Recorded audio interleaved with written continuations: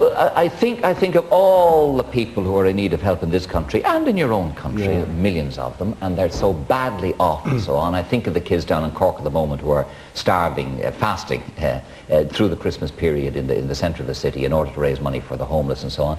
And a great number of people, including myself, must be looking at you both and saying, what kind of weird people are you? Yeah. Hang on, there's no... you wouldn't unfriendly. I know that. Yeah.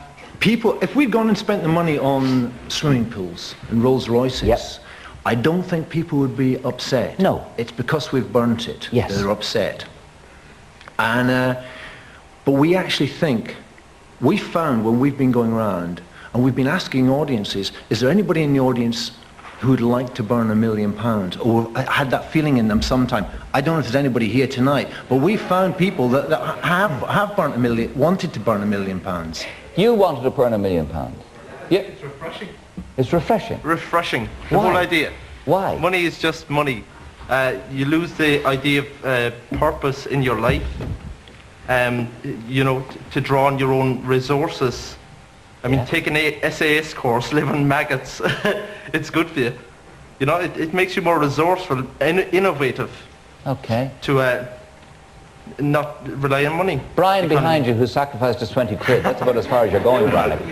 Don't worry, I'll get that back from you later. Oh, you think you will? I knew there was something you wanted to say to you. Isn't the fact, the reason why you did this, because you've got egos that could no longer be satisfied in the music industry, and you wanted a way to become something big, and to be the first people to burn £1 million would get you into history, and it is just satisfying their egos, and at least admit that.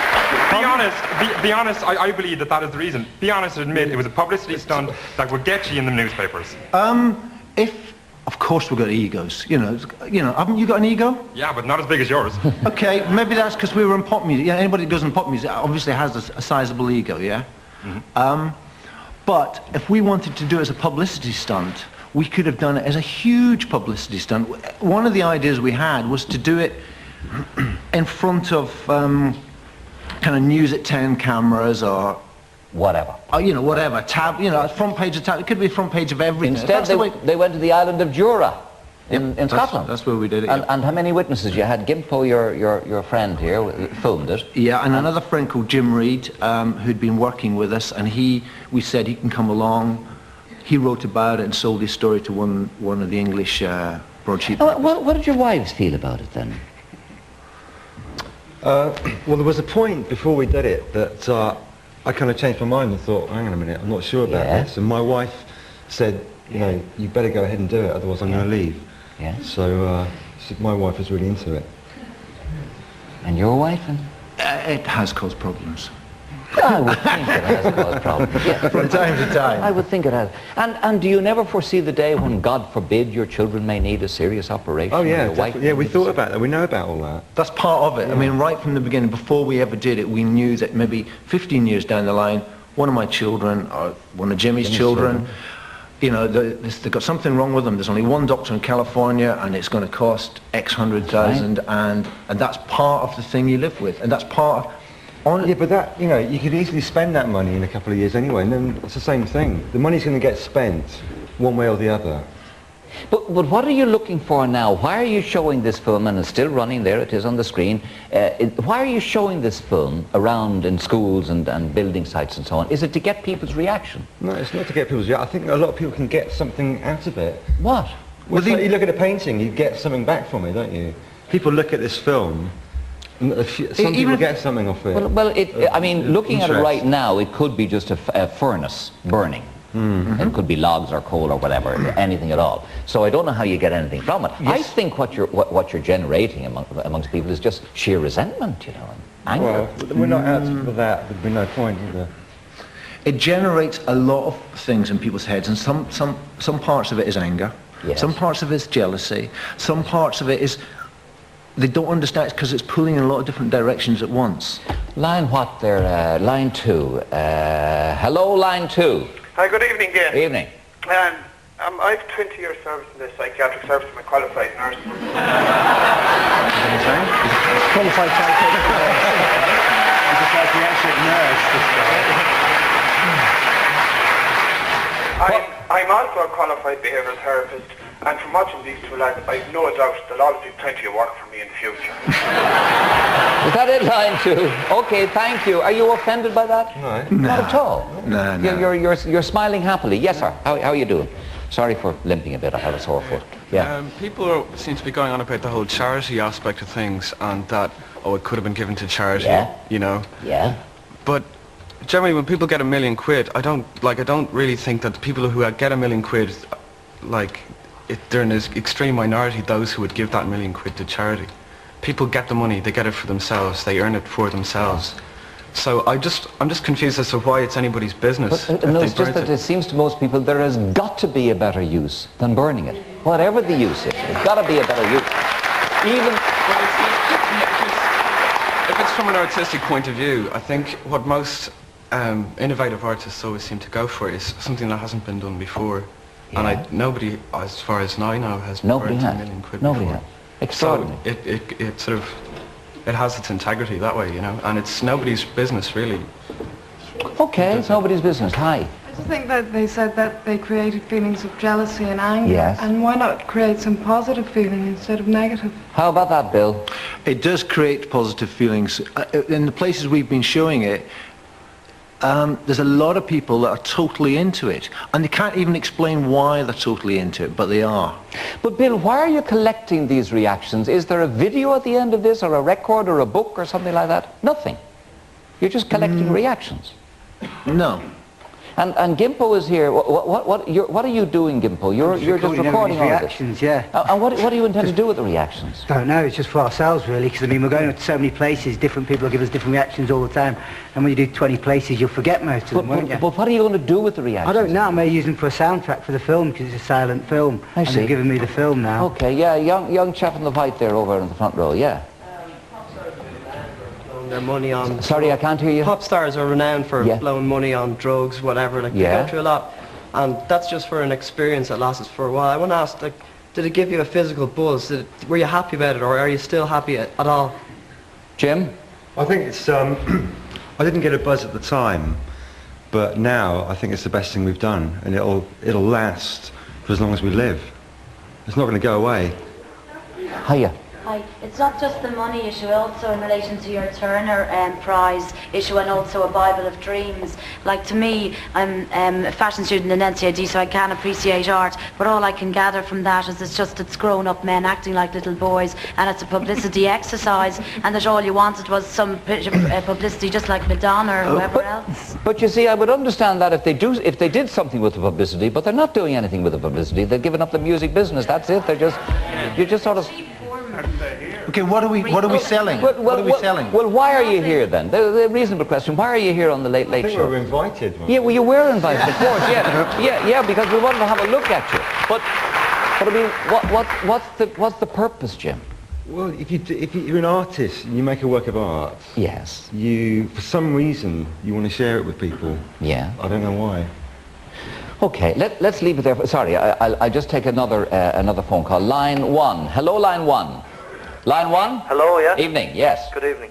My reaction to that is happiness and contentment is in your head, not in your pocket. Have you happiness and contentment? It's not in my head. Not in your head. You're not happy and content. No. You're not? No. And the £1 million burning it didn't improve that situation? No, we weren't doing it to make ourselves happy. But, I mean, we're not driven trying to make ourselves happy. And do you have in the back of your mind that if you decide to go back in the music business, you'll make another $1 million or $2 million? No, we had our 15 minutes. I'm sure if we did music again, it wouldn't be sort of hits and commercial music. I don't think. No, it wouldn't be, no. We've kind of done everything we wanted to do in the music business. And, you know, it gets boring doing the same thing. Yeah, okay. I want to add a little more to this discussion anyway. Hold on, Dennis, for a minute, because I want to introduce people that you'll know very well indeed with a song called Can't Keep Away from the Flame, which is, these things are all cleverly planned, you know, can't keep away from the flame. Anyway. It didn't even fill one suitcase. Yeah. Put it in the back of the thing, went down to this little airport, we chartered this little plane, and they didn't know what we got. The people on the plane didn't, you know, the driver. And all the time I was thinking we were going to be followed, but... Absolutely. What's your reaction, Joe? Mine? Yeah. I want to know if it was like a chemically induced decision to do it. No, we were totally straight. Well, I think a couple of sandwiches short of a picnic, personally.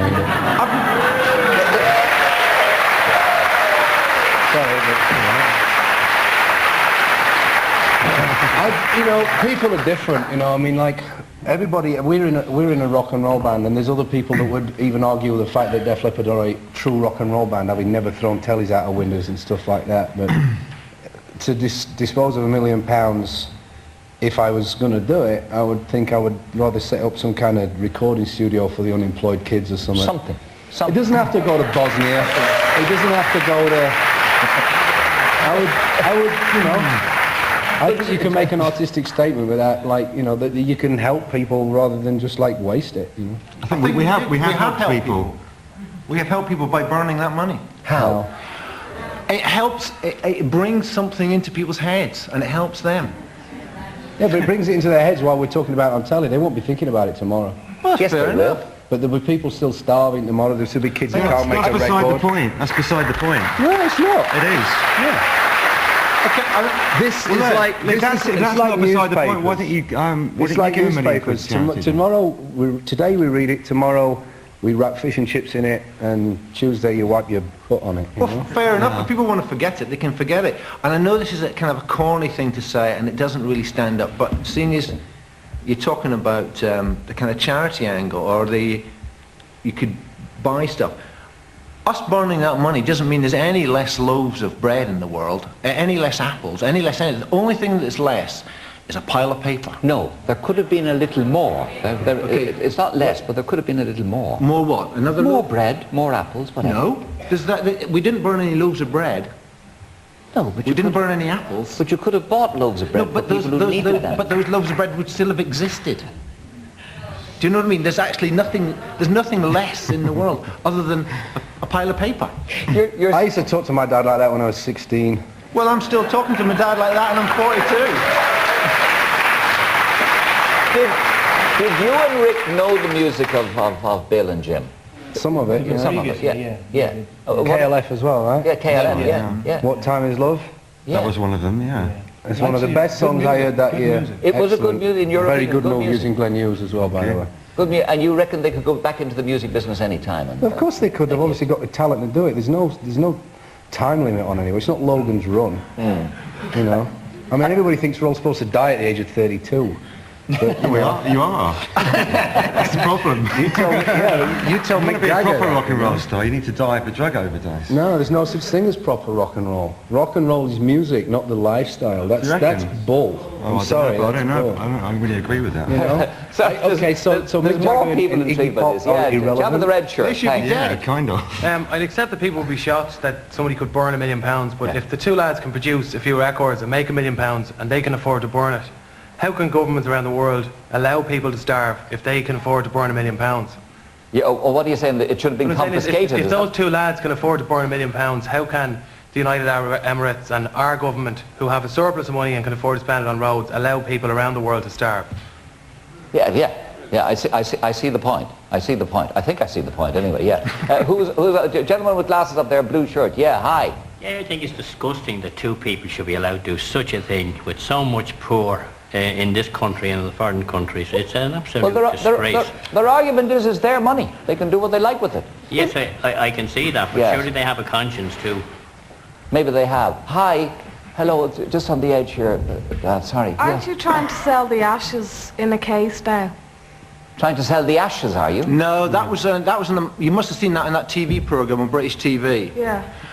That wasn't us trying to sell the ashes. We're not interested in selling the ashes. That was a journalist who actually took the case off us and went around some art galleries to see if anybody would buy it. We're not interested in that. Well, why do you have it in a case in the first place? What, the ashes? Yeah. When we burnt it, we were going to leave the ashes there, and Gimpo, who's in the front row here, decided we should keep the ashes for some reason, as like a memento of having done it. But there's no important... They're as important as the tubes of paint that are left after somebody's done a painting.